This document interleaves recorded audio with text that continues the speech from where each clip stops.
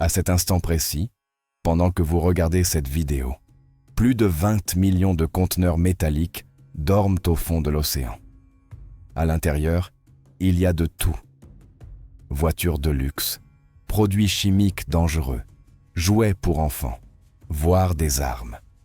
Certains y sont depuis des décennies, libérant lentement leur contenu toxique dans la mer. Et le plus inquiétant, c'est que personne ne sait exactement où ils se trouvent tous. C'est l'un des secrets les mieux gardés de l'industrie maritime mondiale. Et aujourd'hui, je vais vous révéler toute la vérité. Bonjour, je suis le capitaine Rodriguez, et cela fait plus de 35 ans que je navigue sur les mers du monde entier. J'ai été témoin direct de l'évolution de l'industrie du transport maritime, mais aussi de ses secrets les plus sombres. Au cours de ma carrière, j'ai vu des conteneurs tomber à la mer, j'ai participé à des opérations de sauvetage et j'ai entendu des histoires qui vous dresseront les cheveux sur la tête. Saviez-vous que 90% de tout ce que vous consommez arrive par bateau?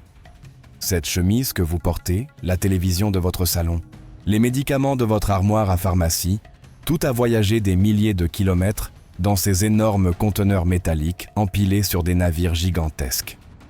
Ce sont les artères du commerce mondial. Mais il existe un problème dont presque personne ne parle. Des milliers de ces conteneurs sont perdus chaque année dans l'océan. Aujourd'hui, je vais vous révéler comment cela se produit. Pourquoi les compagnies maritimes gardent le silence? Quel danger cela représente pour l'environnement et pour nous? Et ce qui est fait, ou plutôt ce qui n'est pas fait, pour résoudre cette catastrophe cachée sous les vagues. Préparez-vous, car ce que vous allez découvrir va vous faire voir l'océan avec d'autres yeux. Permettez-moi de commencer par quelques chiffres qui vont probablement vous surprendre. Selon l'Organisation maritime internationale, on perd en moyenne chaque année entre 1500 et 10 000 conteneurs en mer. Mais ce n'est que le chiffre officiel. La réalité, selon des experts indépendants et les témoignages de marins comme moi, est que ce nombre pourrait être 3 ou 4 fois plus élevé. Pourquoi cette différence? Très simple. Toutes les pertes ne sont pas déclarées. Les compagnies maritimes ont très peu d'incitation à signaler chaque conteneur perdu. Il n'existe ni véritable surveillance, ni sanction significative.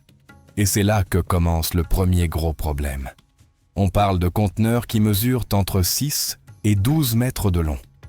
Chacun peut peser jusqu'à 30 tonnes lorsqu'il est complètement chargé. Imaginez un objet de la taille d'un bus qui tombe dans l'océan et coule jusqu'au fond marin. Multipliez maintenant cela par des milliers chaque année, pendant des décennies. Certains conteneurs flottent pendant des jours, voire des semaines avant de couler, devenant des dangers mortels pour les autres navires. J'ai personnellement connu des marins dont les bateaux sont entrés en collision avec des conteneurs flottants au milieu de la nuit. Les conséquences peuvent être catastrophiques. Des dommages graves à la coque jusqu'au naufrage complet. Mais la plupart coulent rapidement et disparaissent dans les profondeurs. Et là, à des kilomètres sous la surface, ils commencent à se décomposer lentement, libérant leur contenu dans l'écosystème marin. Mais attendez, car ce que je vais vous dire maintenant est encore plus troublant. Parmi ces millions de conteneurs perdus, il y en a des centaines, peut-être des milliers, qui contiennent des substances hautement dangereuses. Pesticides, produits chimiques industriels, batteries au lithium, voire des matières radioactives à usage médical. Et ils sont là, au fond de la mer, sans que personne ne sache exactement où ni ce qu'ils libèrent dans l'eau. Certains experts les appellent les bombes à retardement de l'océan. Et ils ont parfaitement raison. Vous vous demandez maintenant, comment est-il possible que des conteneurs aussi gros tombent simplement d'un navire? Laissez-moi vous expliquer les principales causes, car les comprendre est fondamental pour saisir l'ampleur du problème. Les océans peuvent être impitoyables. J'ai navigué à travers des tempêtes, avec des vagues de 15-20 mètres de haut. Quand un porte-conteneur, qui peut mesurer jusqu'à 400 mètres de long, affronte des vagues gigantesques et des vents de force ouragan, le navire est violemment secoué. Les conteneurs, bien qu'ils soient fixés avec des structures métalliques et des verrous spéciaux appelés twist locks, peuvent se détacher. Une seule vague frappant latéralement peut générer des forces équivalentes à un tremblement de terre. Les conteneurs situés dans les rangées supérieures sont particulièrement vulnérables. J'ai vu de mes propres yeux des rangées entières de conteneurs s'effondrer dans la mer comme des dominos. Nous entrons ici dans un terrain gênant pour l'industrie. Les navires modernes peuvent transporter jusqu'à 24 000 conteneurs, empilés sur des tours allant jusqu'à 10 étages de hauteur. La pression concurrentielle est énorme. Chaque compagnie veut maximiser ses profits en transportant le plus de marchandises possible. Le problème, c'est qu'on ne respecte pas toujours les limites de poids ni les normes de répartition de la charge. Un conteneur mal placé, un conteneur qui pèse plus que déclaré, peut déséquilibrer toute une colonne. Et quand cette colonne commence à vaciller en pleine mer, il ne faut pas longtemps avant qu'elle ne s'effondre. De plus, il existe une pratique terrible à laquelle j'ai assisté. Déclarer de faux poids. Un expéditeur peut déclarer que son conteneur pèse 15 tonnes alors qu'en réalité il en pèse 25. Pourquoi ? Pour payer moins cher. Mais cette différence peut être celle qui fait qu'une section entière de conteneurs finit au fond de la mer. Les marins qui travaillent sur ces navires sont sous une pression énorme. Ils font des quarts épuisants, parfois de 12 ou 14 heures par jour, pendant des mois sans toucher terre. La fatigue entraîne des erreurs. Un verrou mal fermé, une inspection superficielle, une décision prise à la hâte pendant une tempête, n'importe lequel de ces facteurs peut avoir des conséquences dramatiques. Les systèmes de fixation des conteneurs sont complexes. Avec le temps, la rouille et la corrosion marine peuvent affaiblir ces mécanismes. Une pièce défectueuse qui passe inaperçue lors d'une inspection de routine peut être le maillon faible qui provoque la perte de dizaines de conteneurs lors d'une tempête. Permettez-moi de vous raconter quelques cas réels qui illustrent parfaitement ce problème. Ce ne sont pas des histoires inventées, ce sont des événements documentés qui ont secoué l'industrie maritime. En janvier 2019, le navire MSC Zoé a perdu 342 conteneurs lors d'une tempête en mer du Nord, entre les Pays-Bas et l'Allemagne. Ce fut une catastrophe environnementale de proportions épiques. Savez-vous ce que contenaient certains de ces conteneurs ? Des jouets, des meubles, des téléviseurs, mais aussi des produits chimiques dangereux et des matières toxiques. Pendant des semaines, les plages des îles Frisonnes du Nord ont été jonchées de débris. Des volontaires sont ramassés des tonnes de déchets. Mais le plus inquiétant, c'est ce qui n'a pas pu être récupéré. Les conteneurs qui ont coulé et ceux qui flottent encore sous la surface, représentant un danger pour la navigation. Ce cas a fait la une parce qu'il s'est produit près des côtes, là où les gens pouvaient classe et voir les conséquences. Mais imaginez combien d'incidents similaires se produisent au milieu de l'océan, sans témoins ni caméra. Ce cas était fascinant d'un point de vue scientifique, bien qu'il soit aussi triste. En 1992, un conteneur contenant près de 29 000 jouets de bain en plastique, canards, grenouilles, tortues et castors, est tombé dans l'océan Pacifique lors d'une tempête. Ces jouets ont commencé à flotter et à être emportés par les courants océaniques. Au fil des années suivantes, ils sont apparus sur les côtes de l'Alaska, du Japon, d'Amérique du Sud, et certains sont même arrivés dans l'Atlantique, après être passés par l'Arctique. Les océanographes en ont profité pour étudier les courants marins, mais le message est clair. Ce qui tombe dans l'océan ne disparaît pas. Ça voyage, ça se disperse, et finit par arriver sur nos côtes, ou coule, où ça reste pendant des siècles. Ce fut l'un des cas les plus dramatiques.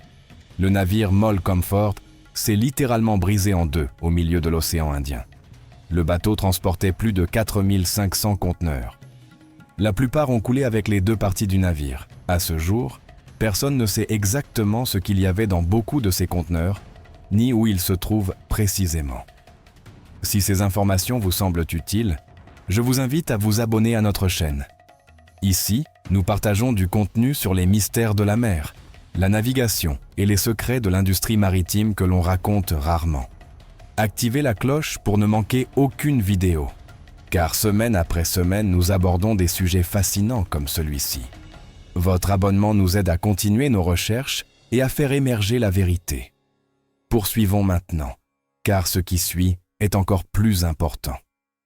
Parlons maintenant de l'éléphant dans la pièce, les dommages environnementaux.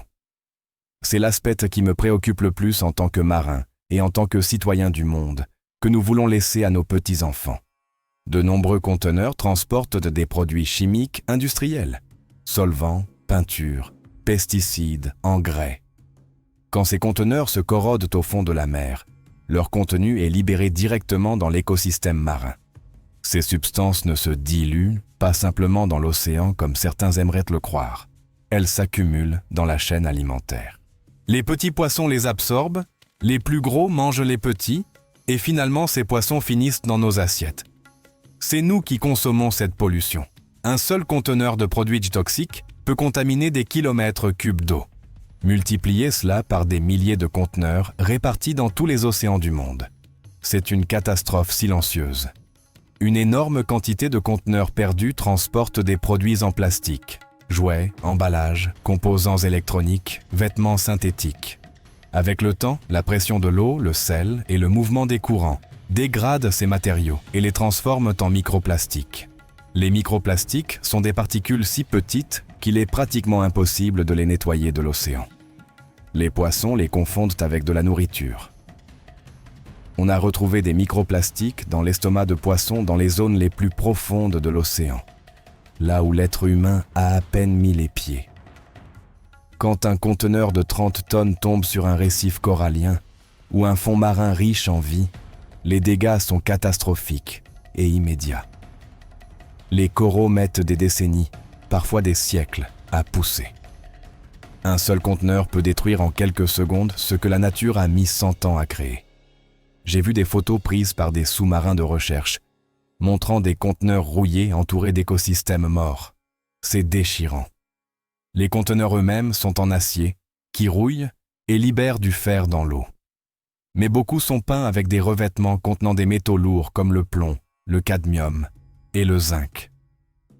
Ces métaux sont hautement toxiques pour la vie marine et s'accumulent dans les tissus des organismes vivants.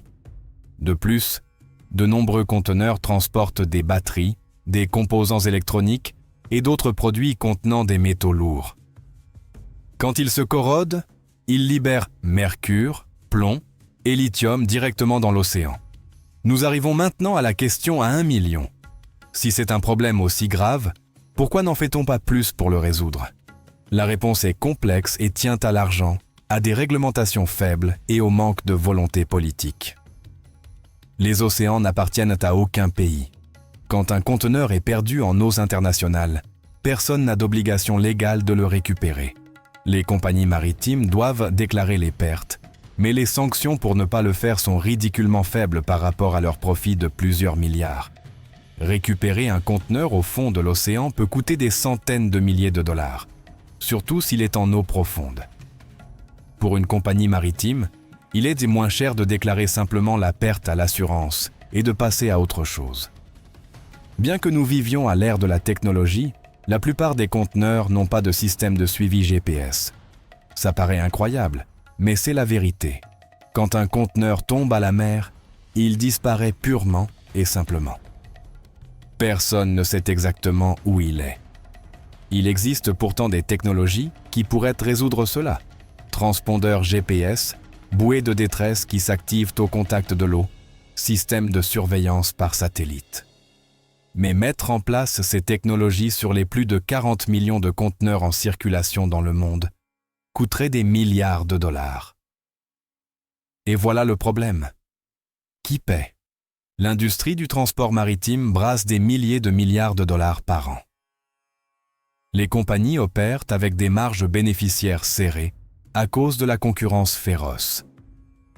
Toute réglementation qui augmenterait les coûts était farouchement combattue. J'ai assisté à des conférences internationales sur la sécurité maritime où l'on proposait des mesures concrètes. Système de fixation amélioré, limites de charges plus strictes, inspections plus rigoureuses. Mais ces propositions restent sur le papier car les mettre en œuvre signifierait réduire les profits. Contrairement à une marée noire qui fait la une des journaux, un conteneur qui coule dans l'océan ne fait pas les gros titres.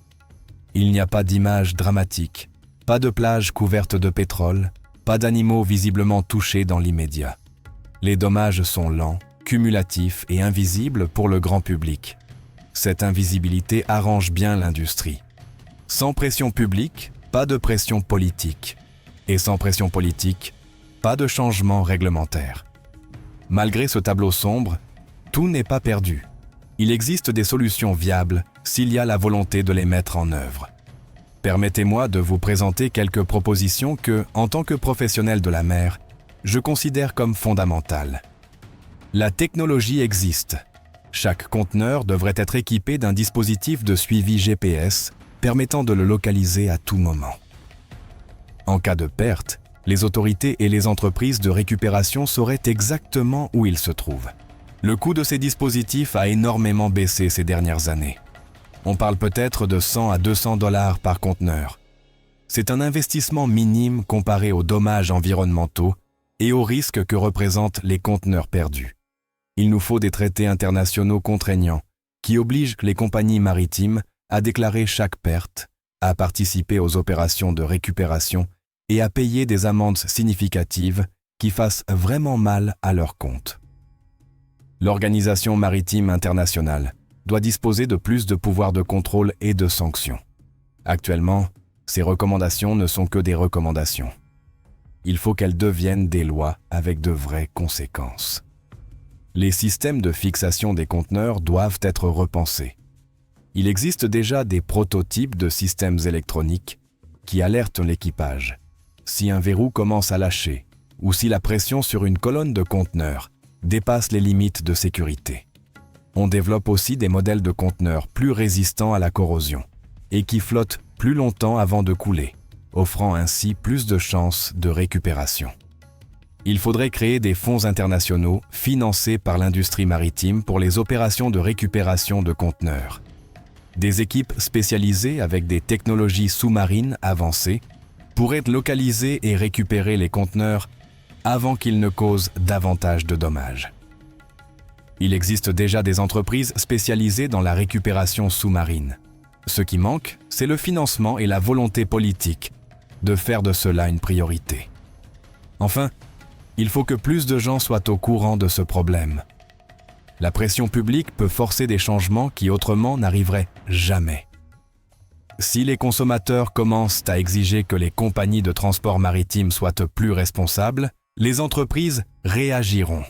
En tant que consommateurs, nous pouvons soutenir les entreprises qui démontrent un engagement envers des pratiques environnementales responsables. Nous pouvons faire pression sur nos gouvernements pour qu'ils soutiennent des réglementations plus strictes dans les forums internationaux. En regardant vers l'avenir, la situation peut prendre deux directions très différentes selon les actions que nous entreprenons aujourd'hui. Si nous continuons comme maintenant, dans 20 ou 30 ans, nous pourrions avoir plus de 50 millions de conteneurs au fond de l'océan. Les écosystèmes marins continueront de se dégrader. La pollution chimique continuera d'augmenter. Les dangers pour la navigation se multiplieront. Pire encore, le changement climatique rend les tempêtes océaniques plus fréquentes et plus intenses. Cela signifie que l'on perdra encore plus de conteneurs. C'est un cercle vicieux qui ne fera qu'empirer si nous n'agissons pas. Mais il existe une autre voie. Si nous mettons en œuvre les solutions dont j'ai parlé, si l'industrie assume ses responsabilités, si les gouvernements adoptent des réglementations efficaces, nous pourrons réduire drastiquement le nombre de conteneurs perdus. Dans 10 ans, nous pourrions avoir un système où chaque conteneur est suivi, où les pertes sont des exceptions rares plutôt que des événements routiniers, et où existent des protocoles efficaces de récupération en cas d'incident. La technologie pour y parvenir existe aujourd'hui. Il ne manque que la volonté d'y investir et la pression nécessaire pour que les entreprises et les gouvernements agissent. Chacun de nous a un rôle à jouer. S'informer, parler de ces sujets, exiger la transparence des entreprises, soutenir les organisations environnementales qui œuvrent pour la protection des océans. Les océans couvrent 70% de notre planète. Ils produisent plus de la moitié de l'oxygène que nous respirons. Ils abritent des millions d'espèces. Ce ne sont pas des décharges où nous pouvons jeter ce qui nous gêne et oublier. Après 35 ans à naviguer sur les mers, j'ai appris que l'océan est puissant, mais pas invincible. Il est résilient, mais il a des limites. Pendant des décennies, nous avons traité nos océans comme s'ils étaient infinis, comme s'ils pouvaient absorber n'importe quelle quantité d'abus sans conséquence. Mais la vérité, c'est que chaque action a un effet. Chaque conteneur perdu est une blessure pour l'écosystème marin. Et ces blessures s'accumulent. J'ai eu le privilège de voir la beauté de l'océan. Des levées de soleil au milieu de l'Atlantique, des dauphins nageant à côté du navire, l'immensité bleue qui s'étend à perte de vue. Mais j'ai aussi vu son côté sombre, des tempêtes terribles, des déchets flottant dans des endroits reculés, des conteneurs rouillés dans les profondeurs. Je ne veux pas que les générations futures héritent d'océans malades, remplis de déchets et de polluants. Nous dépendons tous de la mer, même ceux qui vivent loin des côtes. La mer régule notre climat, nous nourrit, nous relie au reste du monde. Les 20 millions de conteneurs au fond de l'océan sont un rappel de notre irresponsabilité collective. Mais ils peuvent aussi être un tournant, le moment où nous décidons que ça suffit et où nous commençons à faire les choses différemment. Si cette vidéo vous a ouvert les yeux sur ce problème caché, je vous demande de la partager avec vos amis et votre famille. Plus il y aura de gens qui connaîtront cette situation, plus nous pourrons exercer de pression pour que les choses changent. N'oubliez pas de vous abonner à notre chaîne, si ce n'est pas encore fait. Chaque semaine, nous publions du contenu sur les mystères de la mer, les sujets environnementaux et les vérités que l'industrie préfère garder cachées. Votre soutien est essentiel pour que nous puissions continuer à enquêter et à diffuser ces informations. Laissez-moi un commentaire ci-dessous pour me dire ce que vous avez pensé de ce sujet. Connaissiez-vous l'ampleur de ce problème? Que pensez-vous que nous devrions faire? J'adore lire vos avis et poursuivre ces conversations importantes.